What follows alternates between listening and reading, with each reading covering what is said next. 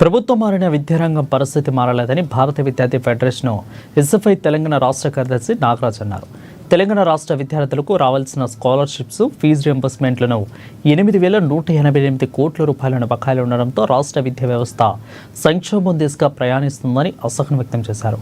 10 ఏళ్లుగా పాలకుల నిర్లక్ష్యంతో విద్యారంగం సంక్షోభం ఎదుర్కొంటుందని అంటున్న ఎస్ఎఫ్ఐ రాష్ట్ర కార్యదర్శి నాగరాజు విద్యార్థులతో మా ఖమ్మం ప్రతినిధి ఉపేందర్ ఫేస్ టు ఫేస్.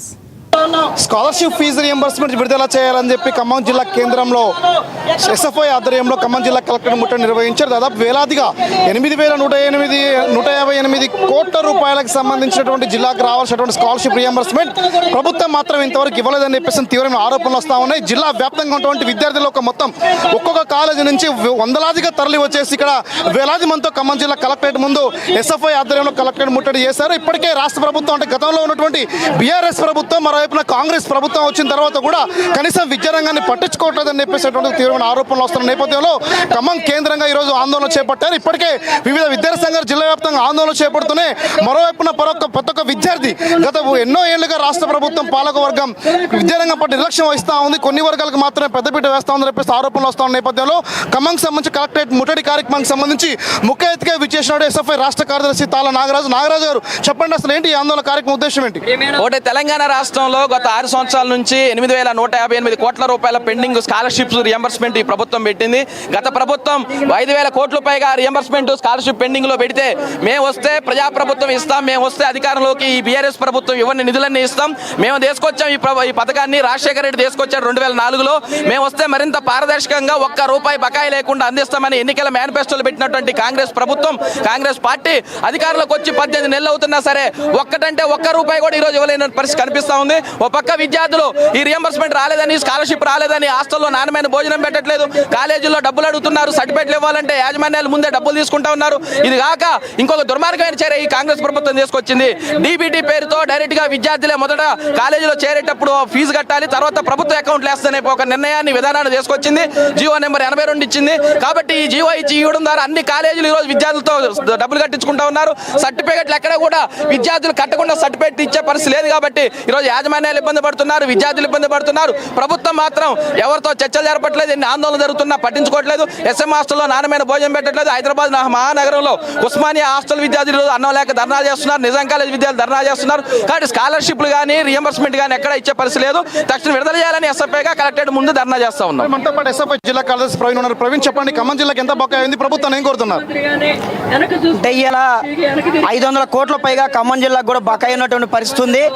ఇలా ఏదైతే ఇంటర్మీడియట్, ఇంజనీరింగ్, ఫార్మసీ లాంటి కోర్సులు ముగించుకున్నటువంటి విద్యార్థులు ఉన్నారో, డిఆర్డిఏ ద్వారా కూడా ఇలా ఇంటర్మీడియట్ పూర్తి చేసుకున్నటువంటి విద్యార్థులు సర్టిఫికెట్లు కావాలంటే మీ ఫీజు మీరు చెల్లిస్తేనే మీకు మేము డబ్బులు సర్టిఫికెట్లు ఇస్తామని చెప్పేసి యాజమాన్యాలు చెప్తున్నటువంటి పరిస్థితి. కాబట్టి ఇలా ఖమ్మం జిల్లాకి ఆర్థిక మంత్రి, ఉప ముఖ్యమంత్రిగా బట్టి విక్రమార్క ఉన్నాడు. కాబట్టి ఆయన తక్షణమే స్పందించి విద్యార్థుల సమస్యలు పరిష్కరించాలని చెప్పేసి ఈ సందర్భంగా డిమాండ్ చేస్తున్నాం.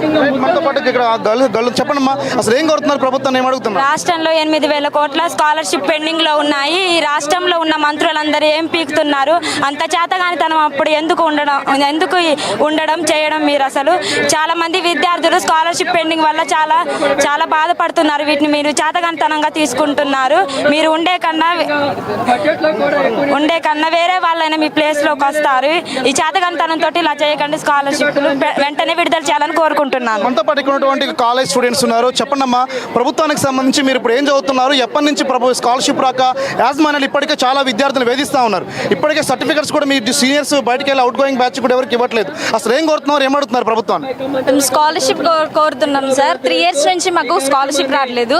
మాది BSc nursing Angel college sir. 3 years నుంచి మాకు స్కాలర్షిప్ రావట్లేదు. పైగా మమ్మల్ని డబ్బులు అడుగుతున్నారు. మళ్ళీ స్కాలర్షిప్ వచ్చేంత వరకు మీ ఫీజు పే చేయండి అని. అదే సార్, మేము స్కాలర్షిప్ విడుదల చేయాలని కోరుకుంటున్నాం. Thank you. ప్రస్తుతం ఉన్నటువంటి మొత్తం ప్రైవేట్ జూనియర్ కళాశాలలో, ప్రొఫెషనల్ కాలేజెస్లో కూడా విద్యార్థులందరినీ కూడా పక్కన ఫీజులు ప్రభుత్వం ఇవ్వట్లేదు, మేము ఎలా నడపాలి అని అడుగుతా ఉన్నారు. కాలేజ్ ఫీజు కడితేనే కాలేజీలోకి అనుమతిస్తామని చెప్పేసినటువంటి మరోపైన ఒత్తిళ్ళు వస్తామని చెప్పేసి చెప్తా ఉన్నారు. మొత్తం జిల్లా వ్యాప్తం కూడా ప్రతి కాలేజీలో ఎక్కడ ఏ విద్యార్థిని టచ్ చేసినా సరే తీవ్రమైనటువంటి ఇబ్బందులు ఎదురుతూ ఉన్నాయి. యాజమాన్యాలు కూడా తీవ్రంగా వేధిస్తూ ఉన్నారు. ఉన్నారు, మీరు ఎలా చదువుకోవాలని చెప్పేసి కూడా ప్రభుత్వాన్ని కూడా ప్రశ్నించేటువంటి దాఖలు కనబడతా ఉన్నాయి. జిల్లాలో ఉన్నటువంటి ఇప్పటికే దాదాపు 370 నుంచి 500 కోట్ల రూపాయల వరకు కూడా జిల్లాలో అనేక మంది యాజమాన్యాలకు ఇవ్వాల్సినటువంటి యాజమాన్యాలకు చెల్లించాల్సింది కావచ్చు, విద్యార్థికి రావాల్సిన స్కాలర్షిప్స్ రియంబర్స్మెంట్ కానీ రాకపోవడం ఫలితంగా కళాశాలను నడపలేకపోతామని చెప్పేసి మరోవైపున యాజమాన్యాలు తీవ్రంగా ఆవేదన వ్యక్తం చేస్తున్న నేపథ్యం కనబడుతుంది. జిల్లాలో రాష్ట్ర మంత్రి ముగ్గురు మంత్రులు ఉన్నప్పటికీ బట్టి డిప్యూటీ స్పీకర్గా డిప్యూటీ సీఎంగా ఉండి ఆర్థిక మంత్రిగా ఉన్నటువంటి బట్టి విక్రమార్క ఆర్థిక మంత్రిగా ఉన్నారు. ఆయన కూడా స్కాలర్షిప్ రియంబర్స్మెంట్ ఎందుకు స్పందించట్లేదు అనే ప్రశ్న కూడా విద్యార్థి లోకాల నుంచి కూడా తీవ్రమైనటువంటి ఆగ్రహ ఆవేశాలు కనబడతా ఉన్నాయి. ఇది ఖమ్మంలో ఉన్నటువంటి స్కాలర్షిప్ సంబంధించిన సమస్య. కెమెరా పర్సన్ నాగబాబుతో Upender, ANN news, Khammam collectorate నుంచి.